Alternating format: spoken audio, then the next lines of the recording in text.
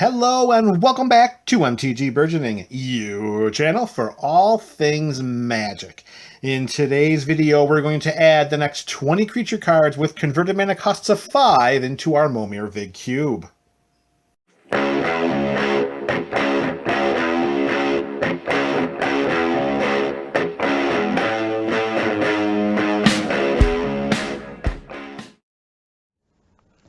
Thank you for choosing MTG Burgeoning for your Magic the Gathering content. Give us a thumbs up if you enjoyed this video and consider becoming a subscriber. Doing so supports the channel and makes you eligible for our various subscriber rewards series. If you would like to support the channel further, then click the link to our Patreon page in the description below. There you can join our ongoing Pack Wars series as a 1-month supporter or ongoing member. Or try joining Pack Wars for free by commenting on every MTG Burgeoning video in a month. We strive to offer creative rewards through our various Patreon tiers. So if Pack Wars isn't for you, then something else will be. Links to our content and various subscriber reward series can be found in the description below. Send us an email, follow us on Twitter, follow us on Instagram. We are your channel for all things magic. Greetings and salutations to the MTGBC. You are the MTG Burgeoning community. Welcome back to another installment of our ongoing Momir Vig Cube series. If you are unfamiliar with the goals or purposes of the series, or just need a refresher, you can search in the description below for a link to MTG Burgeoning's Introduction to the Momir Vig Cube. And while you're down there skulking around in the description, you can also click the link to Cube Cobra, where you can see the entire contents of the cube as it stands right now. So for today, we've got 20 creatures with CMCs of 5 going in, and the first one is a mono white angel called Patron of the Valiant, a 4/4 flyer that when she ETBs, she puts a +1/+1 counter on each creature we control with a +1/+1 counter on it. She helps to strengthen one of the themes we have woven into this Momir Vig Cube, and that, of course, is +1/+1 counters. Next up, another flyer, we have the Peregrine Drake. It's a 2/3. When it ETBs, we untap 5 lands. Next, we have our first colorless edition. It is Pestilent Soul Eater, a 3/3 artifact insect. It has the Phyrexian mana symbol for black or 2 life, and whenever you do either, this creature gains Infect until end of turn. Yes, we do have some Infect components woven into this deck. It is woven into this cube. This is a combat-themed cube, and it being Momir Vig, it's all creatures and nothing but creatures. So any ways in which we can help to strengthen, enhance, or speed up combat, Infect being one of those, you're going to see it in this cube. Back-to-back monocolor editions. Next up is Pewter Golem, a 4/2 golem. We can pay 1 and a black mana to regenerate it. Just make sure if you're counting on regenerating Pewter Golem, make sure you have your basic swamps in your basic land library. Next up, the quarter mark of this video, we have Phyrexian Plague Lord, a 4/4 carrier. We can tap and sacrifice it, and target creature gets -4/-4 until end of turn. This also allows us to sacrifice a creature, and when we do, target creature gets -1/-1 until end of turn. Although the investment of 5 mana just to tap and sacrifice itself to give a creature -4/-4 till end of turn is not really the biggest bang for our buck. Giving us the automatic sacrifice outlet of just sacking a creature to give another creature -1/-1 helps to really give our opponents some headaches during combat, and in a format like Momir Vig, where there are no instants or sorcery spells to assist with any kind of removal, any kind of removal that's stapled onto the body of a creature is going to be very, very valuable, and Phyrexian Plague Lord has that. Creature number 6, our first mono green edition, Pride of Lions, a 4/4 that we may have it deal its combat damage to defending player as though it weren't blocked, but don't make the mistake of thinking that this will not receive combat damage from the blockers. It will. It's just the 4 points of damage that it has as its base power will go straight towards the opponent's life total. And if there's enough power from the creatures blocking it to destroy Pride of Lions, it will die. Remember, it's not unblockable.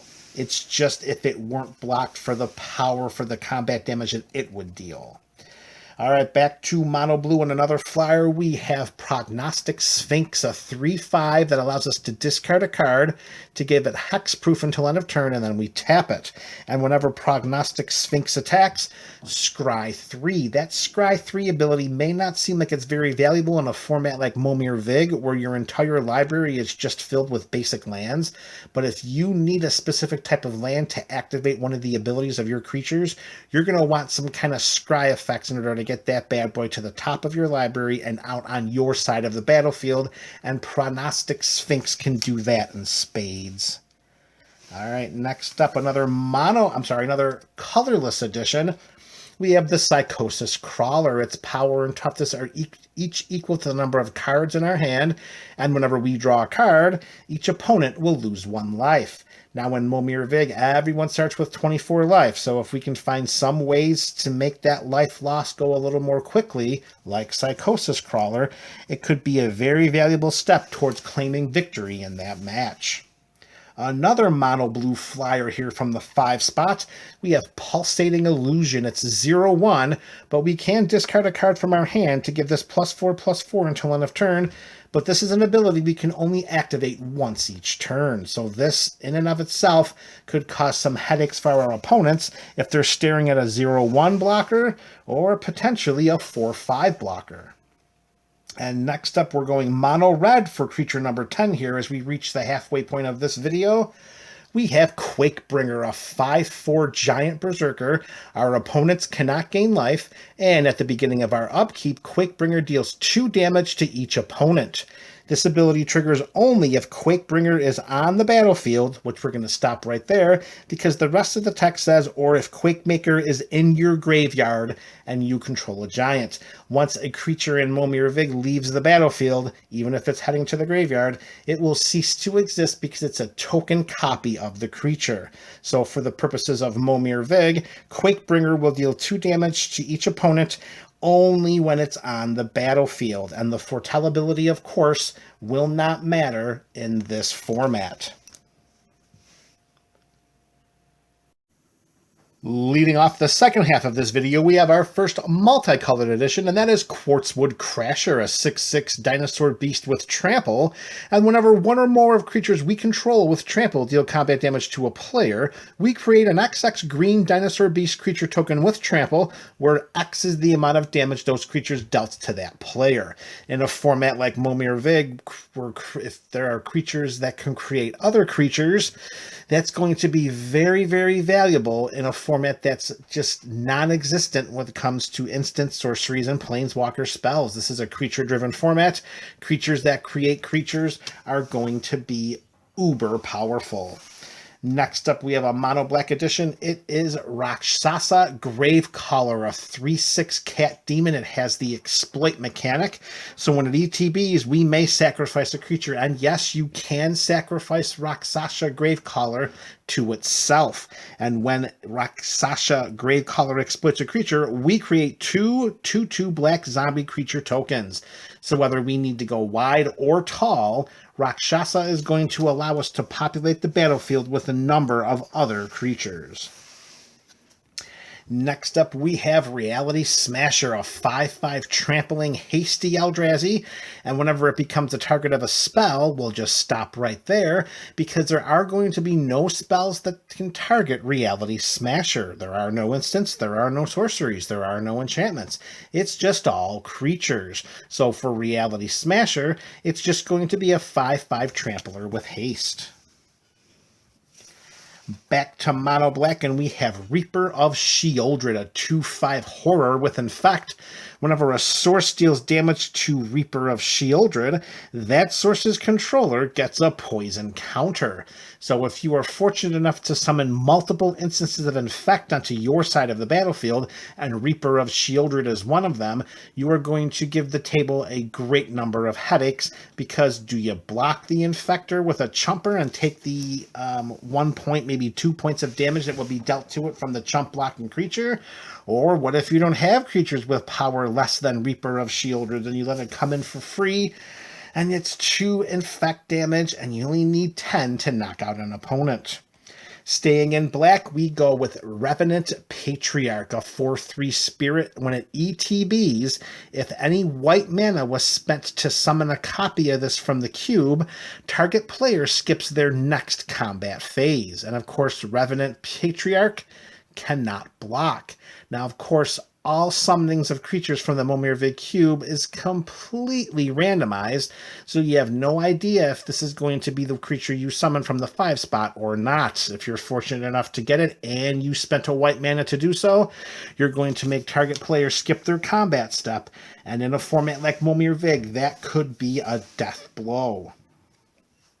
Next up, we have mono green. It is the Ridge Scale Tusker, a 5/5 beast that when it ETBs, put a +1/+1 counter on each other creature you control. There's that +1/+1 counter theme again, this time showing up on the Ridge Scale Tusker. Another multicolored edition, we have Rubina Soul Singer, a 2/3 fairy. We may choose not to untap Rubina Soul Singer during our untap step.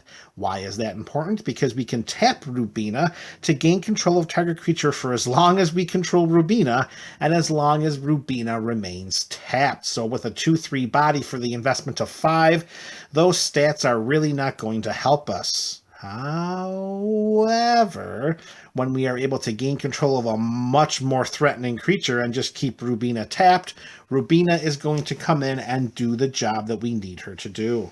That is, make sure that we have creatures that we can use to win the game. Back to mono black, this time it's Ruthless Winnower, a 4/4 elf rogue. At the beginning of each player's upkeep, that player sacrifices a non-elf creature.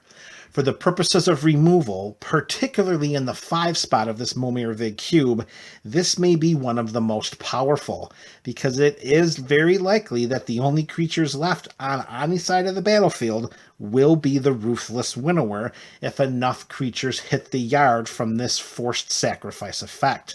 There are elves in the cube, but they are few and far between, and most of them are going to be in the first 3 slots of the cube. That's mana value 1, 2, and 3. Once we get to 4 or higher, most of those elves are probably already non-existent, so Ruthless Winnower will be a way in which to thin out the ranks of not just our opponents, but that's also going to hit us. Just keep in mind that it is an elf rogue and will not get sacrificed to its own sacrifice effect. All right, creature number 19, another colorless edition. We have Saber Claw Golem, 4/2, but if you pay a red mana, it gains first strike until end of turn. And lastly, creature number 20, we have Sage of Ancient Lore. It's a human shaman werewolf that's power and toughness are equal to the number of cards in our hand. Whenever Sage of Ancient Lore ETBs, we get to draw a card. At the beginning of each upkeep, if no spells were cast since the previous turn, we get to transform Sage of Ancient Lore into Werewolf of Ancient Hunger, a vigilant trampling werewolf that's power and toughness are each equal to the total number of cards in all players' hands. And at the beginning of each upkeep, if a player casts 2 or more spells, which we're going to stop right there, because in Momir Vig, you can only activate your avatar once per turn. So if the Sage of Ancient Lore is able to transform into the Werewolf of Ancient Hunger, it can never transform back. And then what we're left with is a vigilant trampling werewolf that hopefully will be big enough from all the cards in everyone's hands to pose a massive, massive threat. And there you have it, MTG BC. 20 more creature cards with CMCs of 5 heading straight into our Momir Vig Cube. which are your favorites? This is MTG Burgeoning, your channel for all things magic.